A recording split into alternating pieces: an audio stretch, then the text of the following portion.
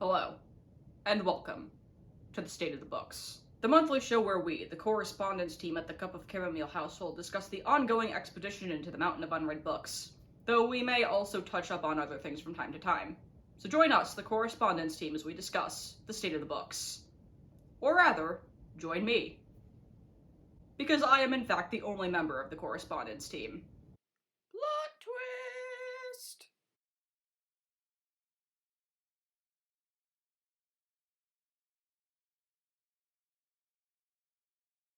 People of the BookTube Nation, we have an announcement to make. It is December. Wait, what? It's December? This means that there is only one more month left in the year. Truly a magnificent time. Now, last month we projected that the total tally for 2022 would be 40 books, but how reasonable is that goal exactly? Believe it or not, it's actually not out of reason. As of December 2nd, 36 books have been read so far this year, which means that only 4 books need to be read to reach this goal. But of course, with every challenge comes a challenge. There are many tribulations when one faces the mountain of unread books. A curveball can be thrown your way, and this curveball can take many forms. Errands, outside work, disillusionment, the unstoppable force called boredom, reading slumps. But rest assured, people of the BookTube Nation, I have not fallen into a reading slump just yet. Hopefully. There have been a number of things vying for my attention, however, one of these being the fact that I wish to extend my reviews to other media as well. There is a super special New Year's special in the works, so I'm probably going to make the announcement then, but it's something I've been wanting to do since I started the channel, but just haven't had the time to do. Oops. Anyway, on to the main topic. 2 books were read in the month of November, and as it so happens, both of them have blue covers. We may be seeing a theme here. Maybe it's just me. Wait a minute, they all have blue covers. What? I mentioned both of these books in the last installment of State of the Books, and the first of these 2 books is The Silence of Bones by Junher. For those of you who missed that episode, this is a historical mystery set in present-day Seoul in 1800, and follows a girl who is indentured to a police bureau who takes it upon herself to solve the murder of a noblewoman. A lot of the mystery also revolves around the topic of Catholicism, which was being heavily persecuted in Korea at the time, and I think it would escalate soon after. There's also a lot of other turmoil that's going on, at least in the book. Do you ever have a feeling of great anticipation when it comes to a book? Do you look at the cover and think, yes, I'm going to enjoy this book, and then you actually do enjoy it?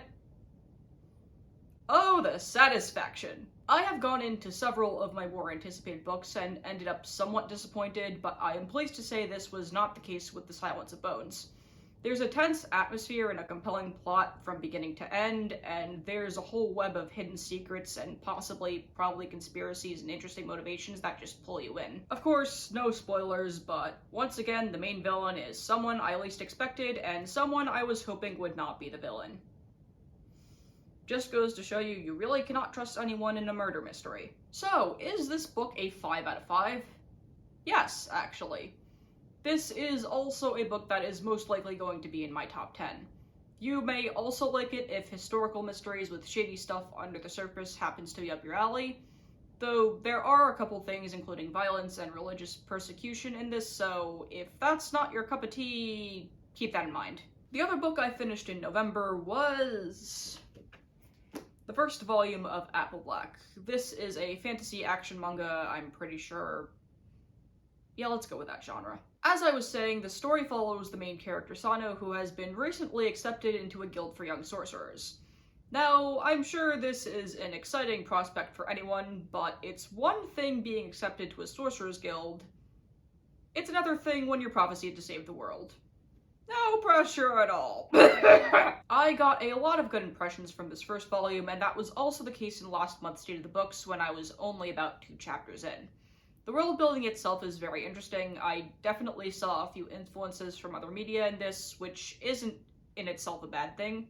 There's nothing wrong with being inspired by a piece of media or other work. I also appreciated the variety of personalities in the main characters. Everyone is distinguishable in both appearance and character from the very beginning, which is glorious.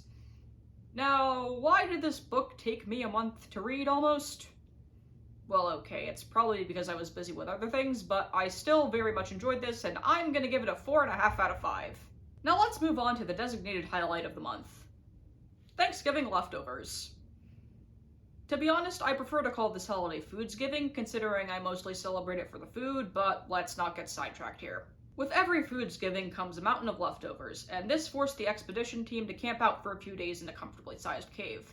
This was not all bad news, however, as this gave the expedition team a new set of rations to boost their morale and their energy for the next leg of the expedition. There is also the coming of the capitalist holiday, though those of you in the BookTube Nation may also know this holiday as Christmas.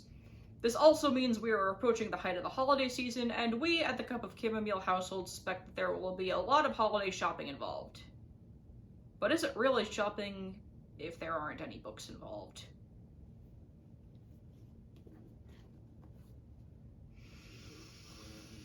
As of December 2nd, I am currently reading A Torch Against the Night by Sabaa Tahir, which is book 2 in the Ember Quartet, and is a series that I really need to catch up on, because it's been finished for about a year or so now.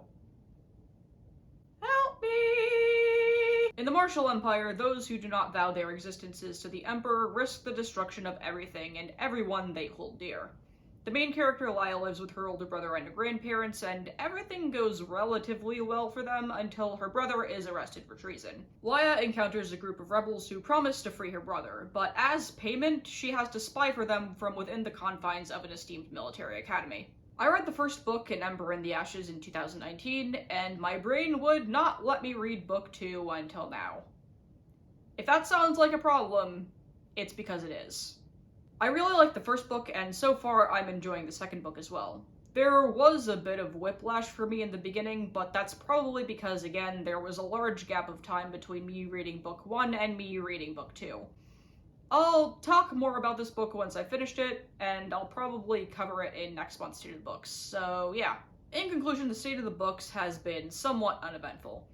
Now that the year is winding down and we are getting closer to the height of the holiday season, we at the Cup of Chamomile household can expect great and festive times to come. On a scale of 1 to 10, however, we fear that the festive vibes will break the scale, because as we speak, Christmas music is blasting on radio stations nationwide, and Mariah Carey has already escaped her confinement.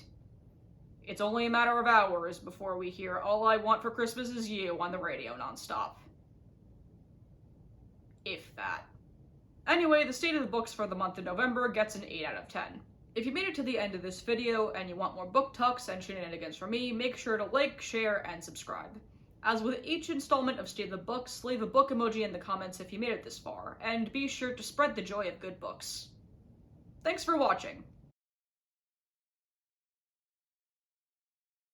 As of December 2nd, 36 books have been read so far this year. What else was I gonna say?